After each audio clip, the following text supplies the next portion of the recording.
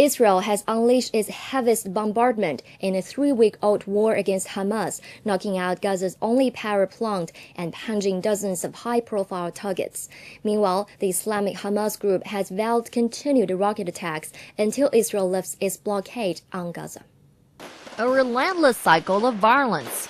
Israeli troops launched a new wave of attacks shortly after Prime Minister Benjamin Netanyahu warned of a long conflict ahead. Heavy shells struck Gaza's only power plant on Tuesday, bringing it to a halt and worsening the already widespread blackouts. Palestinian officials say the destructive plant, which had supplied up to 2/3 of Gaza's energy needs, could be out of action for a year. Meanwhile, Israeli airstrikes have also hit several high-profile targets, including the vacant home of top Hamas leader Ismail Haniyeh. The Israeli army also tries to destroy the cross-border tunnels, which are used by Palestinian militants to launch attacks in Israel. And in the latest bloodshed, at least 13 Palestinians were killed, bringing the total number of Palestinians dead in the conflict at some 1,200, most of them civilians. Israel has lost 53 of its soldiers since its military stepped up the offensive on July the 8th.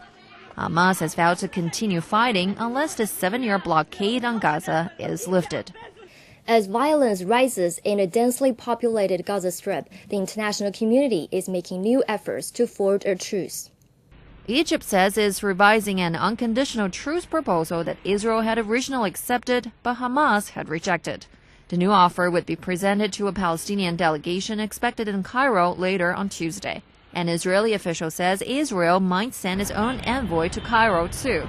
The UN Security Council and U.S. President Barack Obama have called for an immediate ceasefire to allow relief to reach Gaza's 1.8 million people.